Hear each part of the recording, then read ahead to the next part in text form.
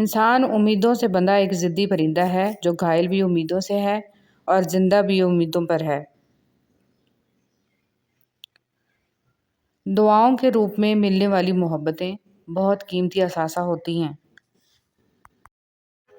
مخلوق کے ہاتھ میں نہیں ہے تمہیں نقصان دینا، بس جو تقدیر میں لکھا ہوتا ہے وہی ہوتا ہے۔ فارغ بیٹھ کر سوچنا کہ آخر تمہارے رب کے تم پر کیا کیا احسان ہیں، یقیناً تم گن نہیں پاؤ گے، تو بس اپنے رب کا شکر ادا کرتے رہو۔ تہجد کی کہانی۔ جو کہانی تہجد تک پہنچ جاتی ہے پھر وہ کبھی ادھوری نہیں رہتی۔ چاہت سے نصیب تک کا جو فاصلہ ہے وہ بس ایک دعا ہے۔ تہجد میں بہنے والا ہر آنسو اللہ سے کن کہنے کی سفارش کرتا ہے۔ اللہ کو منانا۔ اللہ اس دل کو کبھی اپنے کن سے محروم نہیں رکھتا جو ٹوٹ کر بھی وقت تہجد اللہ کو منانا نہیں چھوڑتا۔ راستوں پر نشانیاں وہی لوگ چھوڑتے ہیں جنہیں پیچھے رہ جانے والوں سے ملنے کی خواہش ہو۔ کبھی خود کو بھی چھان کے دیکھ، خاک کے سوا تجھ میں رکھا ہی کیا ہے۔ بدلتے ہوئے رویوں کی پرواہ نہ کریں کیونکہ لوگ روزانہ مختلف احساسات کے ساتھ جاگتے ہیں۔ بھولنے کی یہ عادت لازمی سیکھنی چاہیے۔ جتنی جلدی حادثات فراموش کریں گے اتنا درد بےمانی ہو جائے گا۔ دعائیں تب اثر کرتی ہیں جب انہیں صبر کی مہر لگا دی جائے، اور صبر یہ نہیں کہ اللہ پاک سے مانگنا چھوڑ دو، بلکہ صبر تو یہ ہے کہ لوگوں سے کہنا چھوڑ دو۔ اللہ کے خزانوں میں سب سے قیمتی چیز راہ ہدایت ہے۔ جس نے تمہاری ایک بات بھی سنے بغیر تمہیں غلط مان لیا وہ تمہارے لاکھ دلائل پر بھی تمہیں صحیح نہیں تسلیم کرے گا۔ لوگوں کو خوش کرنا ناممکن ہے۔ صبر کرنا اتنا آسان ہوتا تو اللہ نے صبر کرنے پر اتنا بڑا اجر نہ رکھا ہوتا۔ جو شخص واقعی اللہ کو اپنا خاص خیال بناتا ہے، اللہ اس کے تمام معاملات کو جمع کرتا ہے اور انہیں سیدھا کر دیتا ہے۔ موم بتی کو آخر میں معلوم ہوتا ہے کہ اسے ایک ایسے دھاگے نے ختم کر دیا جسے وہ سینے میں چھپائے ہوئے تھی۔ فرمان مصطفیٰ صلی اللہ علیہ وسلم۔ پیارے آقا حضرت محمد صلی اللہ علیہ وسلم نے ارشاد فرمایا، جس نے لوگوں کے دلوں کو اپنے جال میں پھانسنے کے لیے عمدہ گفتگو سیکھی، اللہ تعالیٰ قیامت کے دن نہ اس کی فرض عبادت قبول فرمائے گا اور نہ ہی نفل۔ مشکل کے بعد آسانی ہے تو یقین رکھو نہ اس پر جو رحمان ہے، جو بھی دے گا بہترین وقت پر بہترین چیز دے گا۔ درود پاک پڑھنے والے کا گناہ 3 دن تک فرشتے نہیں لکھتے۔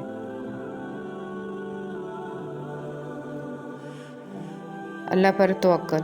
فرمان مصطفیٰ صلی اللہ علیہ وسلم، اگر اللہ پاک پر جیسا چاہیے ویسا توکل کرو تو تم کو ایسے رزق دے جیسے پرندوں کو۔ چینی کہاوت ہے کہ سیمنٹ سے بھی ایک نصیحت ملتی ہے، جوڑنے کے لیے بھی نرم ہونا۔ جب دل بے چین ہو جائے تو اللہ کا ذکر کرو، کیونکہ ذکر وہ روشنی ہے جو اندھیرے دل کو بھی منور کر دیتی ہے۔ جو فجر کی نماز پڑھ لے وہ اللہ کی حفاظت میں آ جاتا ہے۔ نماز صرف عبادت نہیں، یہ اللہ سے محبت کا اظہار ہے۔ دنیا کے دروازے بند ہو جائیں تو سجدے کا دروازہ تب بھی کھلا ہوتا ہے۔ رات کی تنہائی میں کی گئی دعا کبھی رد نہیں ہوتی۔ جب سب سو رہے ہوں اور تم سجدے میں ہو تو سمجھ لو تم خاص لوگوں میں شامل ہو۔ اگر تم چاہتے ہو کہ تمہارا دل نرم ہو جائے تو اپنی زبان کو ذکر کا عادی بنا لو۔ روزہ ہمیں کیا سکھاتا ہے؟ رمضان صرف بھوک کا نام نہیں، یہ نفس کو قابو کرنے کی تربیت ہے۔ روزہ ہمیں صبر، شکر اور تقوی سکھاتا ہے۔ اس رمضان خود کو بدلنے کا وعدہ کریں۔ افطار کا لمحہ قبولیت کا وقت ہے۔ جب روزہ دار دعا کرتا ہے تو اللہ اسے رد نہیں کرتا۔ آج دل سے مانگیں، شاید تقدیر بدل جائے۔ سحری کے خاموش لمحوں میں اللہ کی رحمت قریب ہوتی ہے۔ تہجد پڑھیں، دعا کریں، یہ وقت دوبارہ نہیں ملتا۔ رمضان قرآن کا مہینہ۔ رمضان قرآن کا مہینہ ہے۔ اسی مہینے میں قرآن نازل ہوا۔ روزانہ تلاوت کریں، دل کو زندہ کریں۔ ابھی توبہ کر لے۔ رمضان گناہوں کی معافی کا مہینہ ہے۔ سچی توبہ کرے، اللہ سب معاف کر دیتا ہے۔ آج سے نئی شروعات کرے۔ صبر کا اجر کیا ہے؟ بھوک اور پیاس ہمیں صبر سکھاتی ہے۔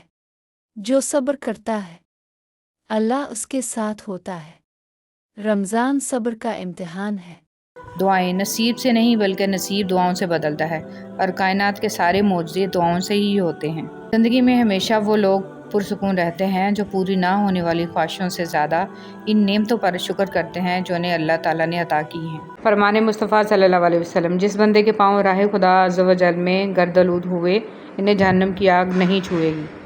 حضرت علی، جب دل تھک جائے تو جان لو کہ آسمان سے تمہاری مدد کے لیے قبولیت کا اب کوئی نہ کوئی دروازہ کھولنے لگا ہے۔ حضرت علی، اللہ اگر دوستی کا رشتہ نہ بناتا تو انسان کبھی یقین نہ کرتا کہ اجنبی لوگ اپنوں سے بھی پیارے ہو سکتے ہیں۔ بے شک، حضرت علی نے فرمایا، جب تم ناممکن حالات میں بھی اللہ کا در نہیں چھوڑتے تب وہ تمہیں اپنے معجزات سے نوازتا ہے۔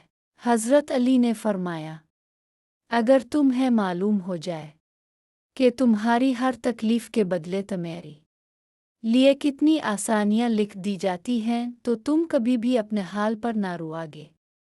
حضرت علی، خیال رکھنا تمہاری وجہ سے کسی کی آنکھ نم نہ ہو، کیونکہ تمہیں اسے کے ہر آنسو کا حساب دینا ہوگا۔ شکر صرف خوشی میں الحمدللہ کہنا نہیں، اصل شکر یہ ہے کہ آزمائش میں بھی دل مطمئن رہے۔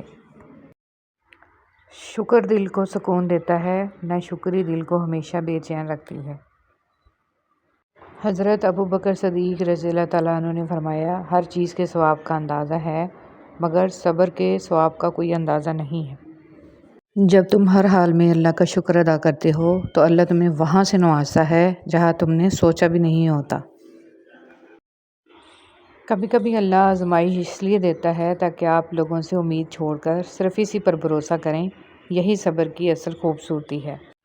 صبر کا مطلب خاموش رہنا نہیں بلکہ اللہ سے جڑا رہنا ہے۔ مشکل وقت میں جو بندہ سجدہ نہیں چھوڑتا وہ ہارتا نہیں ہے۔ اپنے اعمال دیکھیں اور پھر اللہ نے آپ کو جو سہولیات دی ہیں دیکھیں کیا آپ ان کے قابل تھے، بے شک وہ بڑا رحمان ہے۔ جب دعا قبول ہونے میں دیر ہو تو ناراض نہ ہوں، اللہ آپ کو روک نہیں رہا، وہ آپ کو بہتر وقت کے لیے تیار کر رہا ہے۔